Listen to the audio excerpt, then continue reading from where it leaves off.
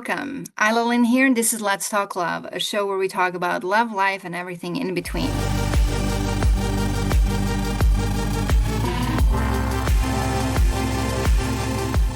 Every month, I bring you an inspirational guest, a guest that has really left a mark on me, and it's also leaving a mark on the society.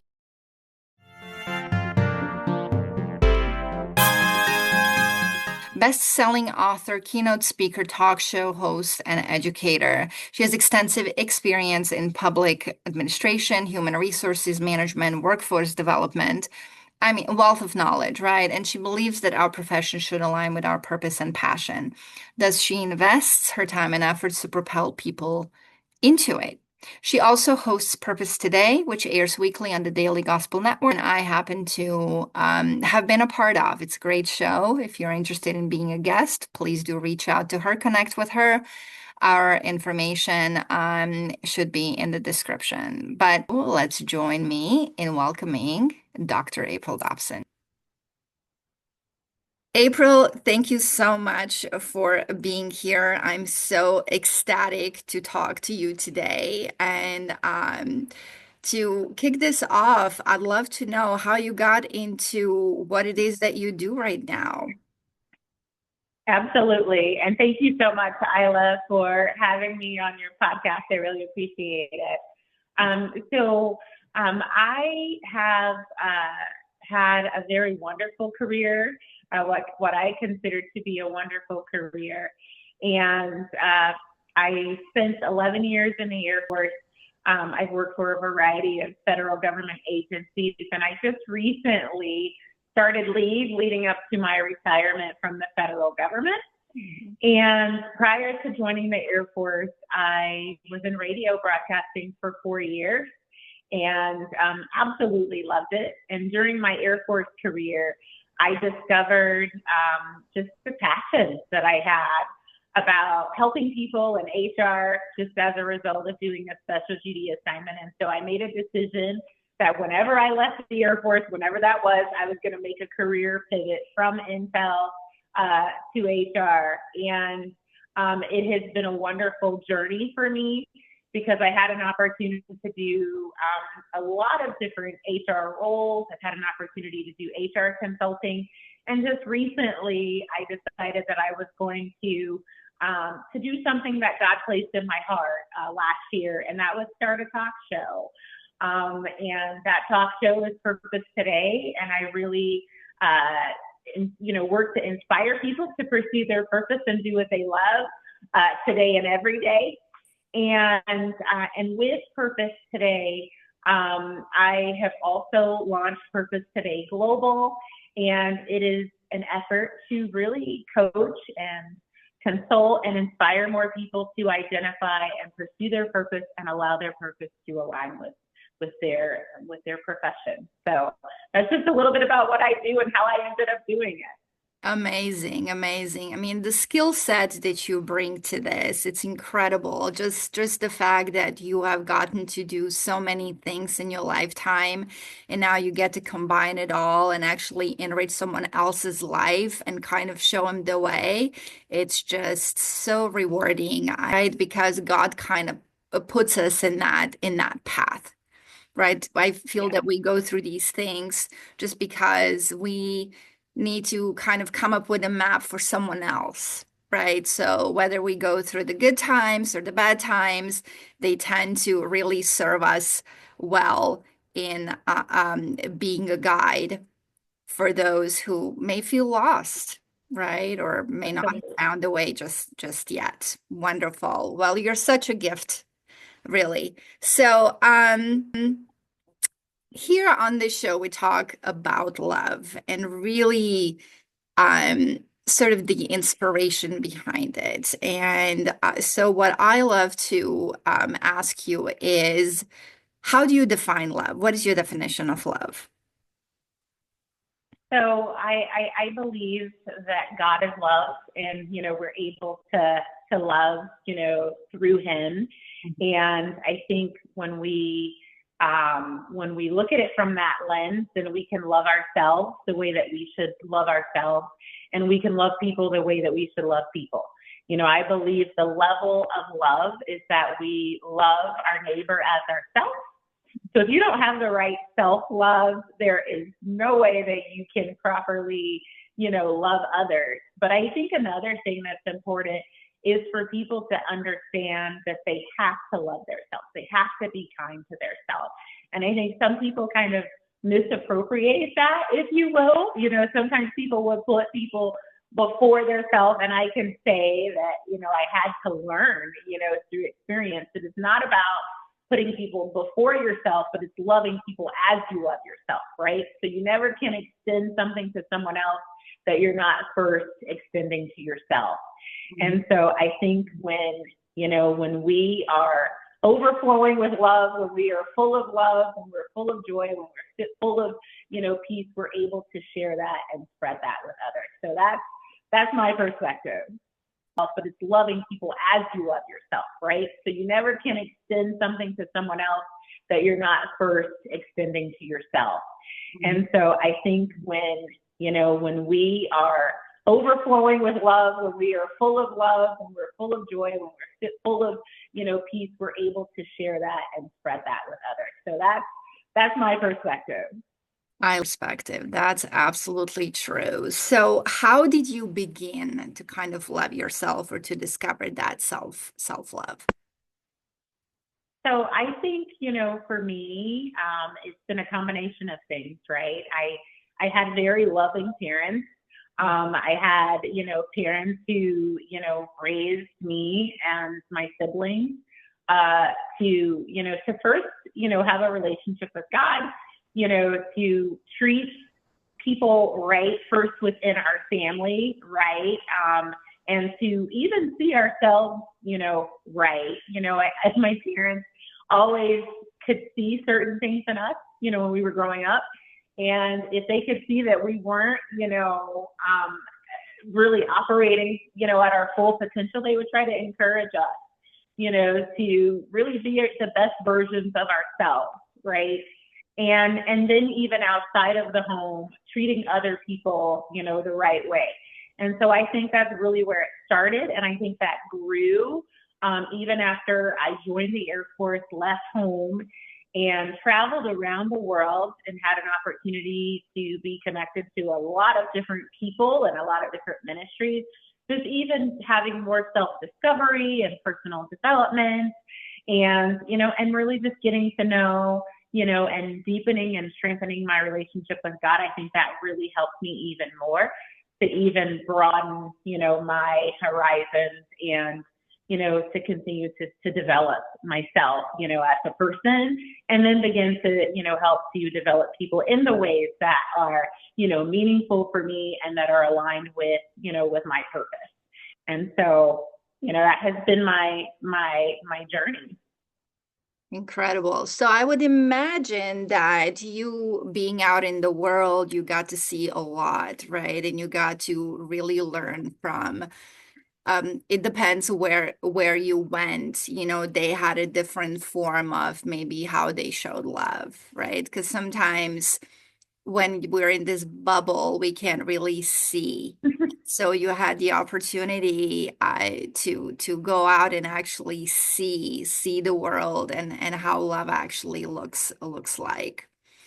My second question, because you appear very self-assured, very confident, I would love to know how you got there. I mean, other than your mom and dad, of course, instilling that in you, I'm sure, because that having that support is vital for a kid. But as we grow into adults, there's always that insecurity. There's always that like imposter syndromes that we deal with. So I just want to know how you got to a place where you're so confident and self-assured.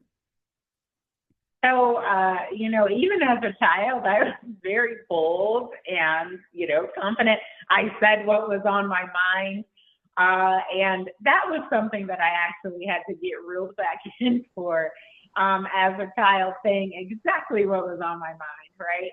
And I think on the topic of like being confident and, loving others, everything that's thought doesn't necessarily need to be said, right?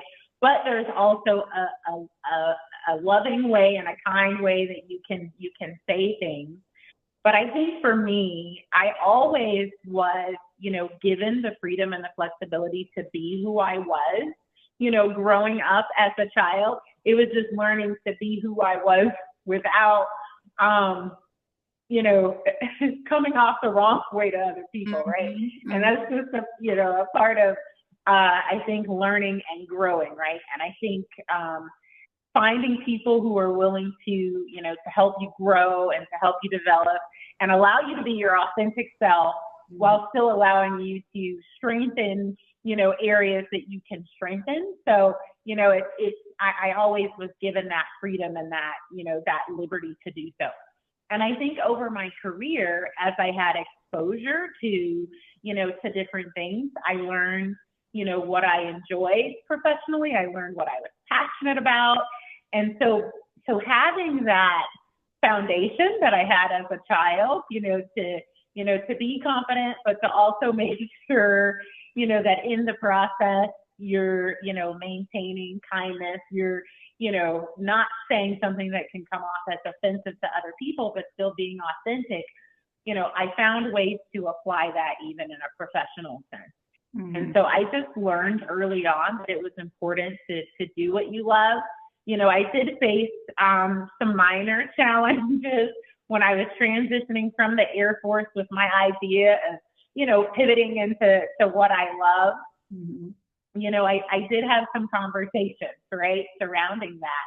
But because I had the foundation, of, being true to who you are, right, and even in just some mentors and, some spiritual guidance that I had, I learned that you have to do what you're purposed to do.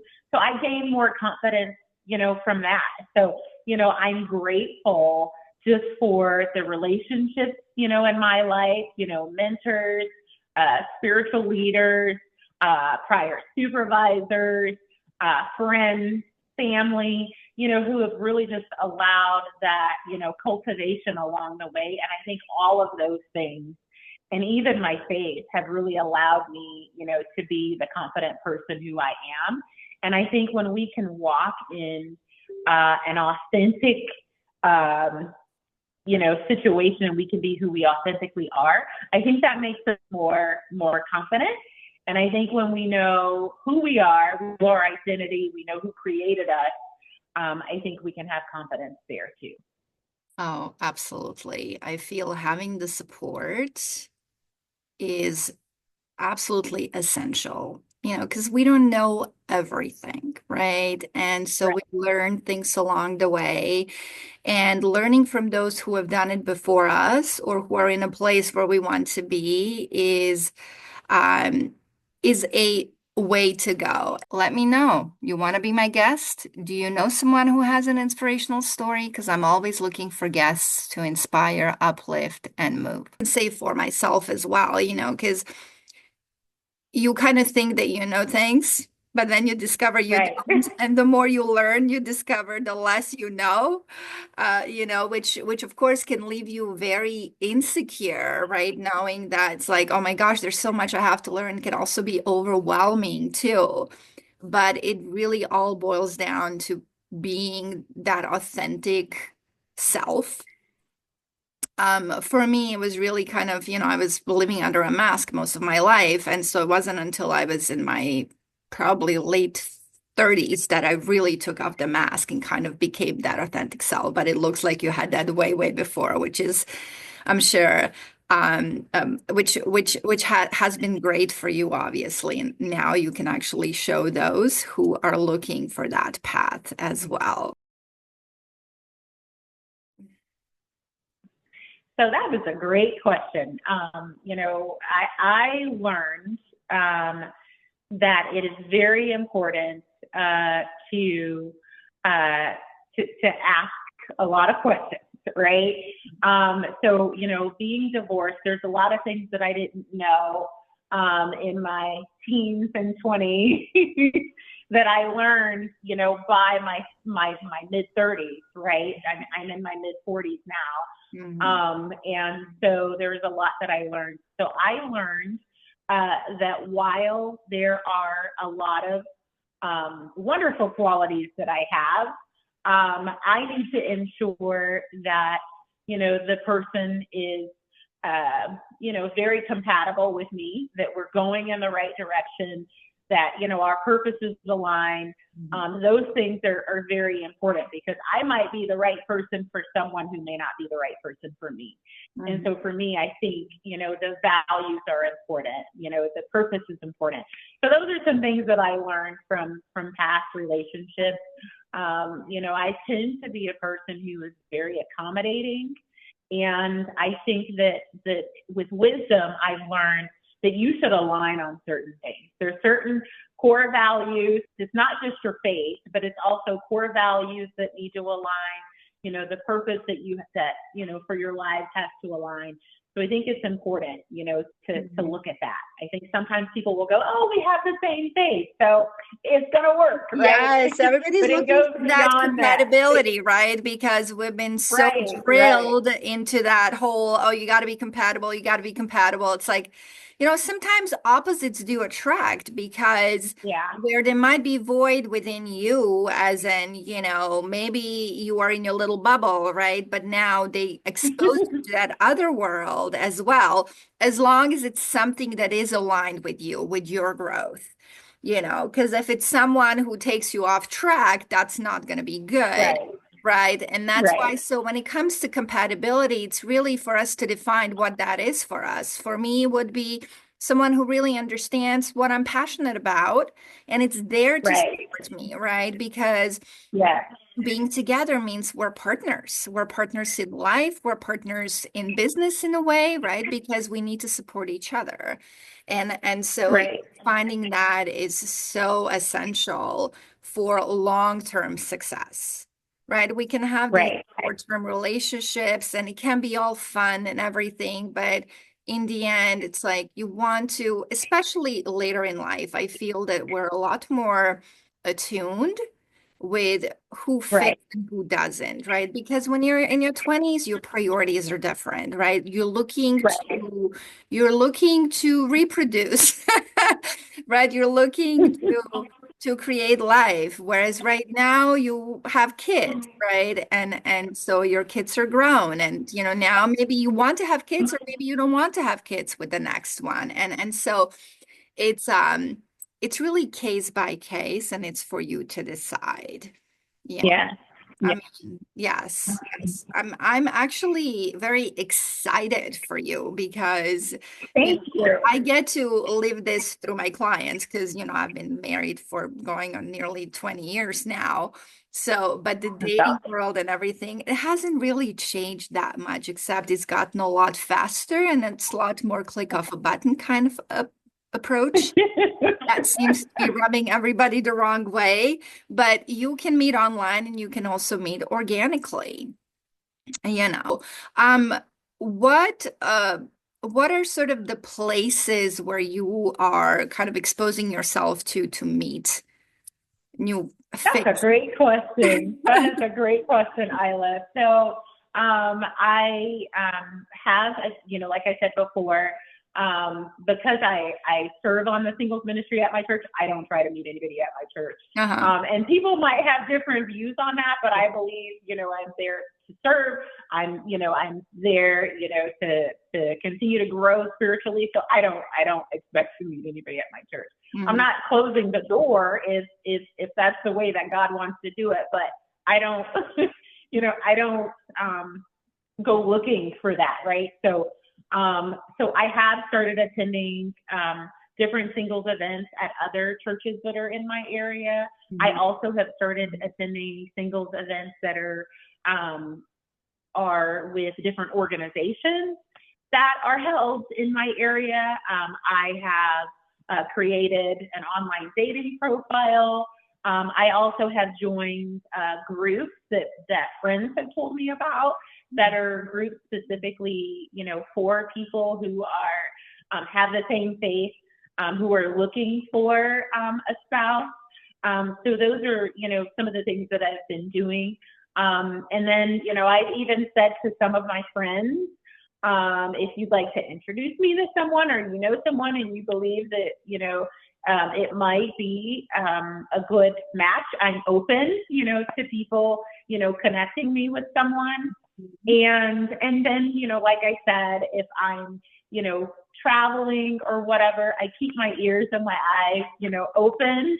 I do have a friend who is engaged, and fiance when she was traveling, Yes, yes. You never know. to You see our know, your son. someone might be in a completely different city or different state. Yes, You just never know. yes, I love that you're open to whatever comes your way, like whatever God has in store for you, because if yes, you're looking, they're looking for you as well, right? So it's right, really having that intention of opening your heart to love and keeping an ear and an eye out, leveraging your community. You're doing all the right steps, basically, and meeting people, being sort of inquisitive about who they are and whom they know and all of that. Because the world is full of individuals, we're going to learn from them.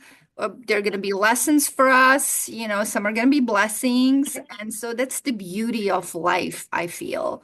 And right, so, right.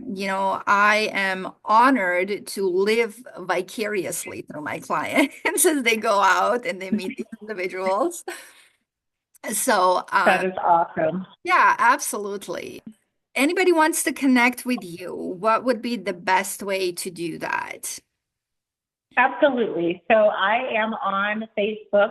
I do have Instagram accounts, but I don't use them so much. But I'm working on that, right? My Facebook is April D Dobson, and I probably have to pull it up to give them the exact profile. I know my Instagram, I have two, Dr. April D Dobson and April D Dobson are my two accounts, Mhm. and I'm pulling up the Facebook. But I do have a question for you, and Yes. it was, as a result of like what you said. And so, you said if I'm looking, you feel that I'll find it. And so from my lens, I'm not necessarily looking for a husband. I'm positioning myself to be found. Hmm. And that's my, perspective, that I'm putting, myself in different places so that I can cross paths, Hmm. with the right person, and giving an opportunity for my husband to find me, because I do believe, in the scripture that says, he who finds a wife finds a good thing and obtains favor from the Lord. So I do believe, that God allows us to, cross paths and make connections with people, and we make decisions on whether or not, that's the person who we're going to enter a relationship with and marry. So what is your perspective, and what are your thoughts on that? I mean, I agree with you to some extent. When I say looking for me is more as in keeping an eye out, right? Because if you don't look, you're gonna miss. And so it's not in sort of that a sense of maybe chasing after it. It's more like opening your eyes to the possibility, Right. right? So you've opened Yeah. your heart, but also opening your eyes. Because if you are walking out there and you're in your phone, nobody is going to catch your eye, right? Correct. Correct. So that is the way I see it. And so I always say when you're out and about, whether you are going to the store, whether you're going to pump gas, I mean, definitely be aware, especially safety wise, right? But to create a Right. connection, it happens through the eyes because the eyes are the window of Right. the soul, right? And if you're hidden behind your phone, nobody can see your beautiful face, and it's going to be intimidating to even come and talk to you. But when you're Right. open, you have that open language, you're smiling or you're positive, then you're going to invite that someone that you may meet at the coffee shop or, at the store.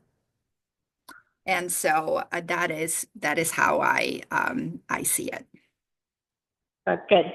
I love it. Thank you. Thank you so much. Wonderful. Very insightful. April, for our finale, I'd love to know what advice would you give someone who is kind of on the fence of opening their heart to love?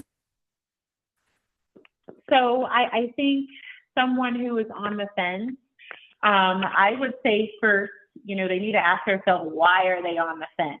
And Mhm. are they on the fence because they're in fear, right? And I really think that they need to go back, be introspective, be reflective, and examine what is it that they really desire. Because people should not lie to themselves, right? I don't believe there's this timeline. I don't believe there's this clock, if you will, right? Because some people say, oh, my clock is ticking. You don't have a clock, right? But you need to be honest with yourself. What is it that you desire? Because I don't believe we can ever receive what we are not, if we're not being true to ourselves about what we desire and accepting that that's what I want, and I receive it into my life because I desire it, it's not going to come. So Mm. you said if you're not opening your eyes, you're not going to see it. I think if people aren't really truly aligning with their desire, then they can't expect it. I think, people can't say, oh, I really don't want a relationship, but then it's what they really want. They have to say, I want it. I have it in my life. I can have it in my life. So I think that's what it's all about. And I think people should, do the work on themselves, right? Because you're only going to attract who you are, right? So if you're this pensive person who's on the fence, you're going to attract pensive people who are on the fence. So first you have to decide, what is it that I truly, truly, truly desire? And then accept that you can have what you're desiring, and then work on yourself, right? What are the things that I need to refine within myself? Am I even living the life that I want to have? Because if you're not living the life that you want to have, you don't want to meet somebody when you're Yeah, not living the life that you want to have, right? so So true. I think that's the thing. Be embrace what you want, embrace what you desire, work on yourself, right? Make sure that you have self-love, because you can't give more love than what you have for yourself, right? And work on yourself. And then I do believe that you'll meet the person, you'll meet the people who you need to meet so that you can make the decision on whether or not you're going to decide to do life together. So I those love are my thoughts. I love that perspective. Absolutely. Gosh, you've shared so much wisdom, so many golden nuggets. This has been incredible. Thank you again for being here. And everybody who is listening in, please connect and find your authenticity, find your path if you feel lost, if you feel stuck. This is a way to do it, right? Because if you're sitting on it, if you're being on a fence and not doing anything about it, and you're just going to stay in that place and time will just pass you by. So why not give it a go, try something else, and see what's possible? So thank you all for tuning in. Until next time, see you then. Thank you again, Isla, for having me. Thank you, April, so much. Have you enjoyed the conversation and you want to know more? Make sure you subscribe. Make sure you hit the notification bell, and we will be back next month.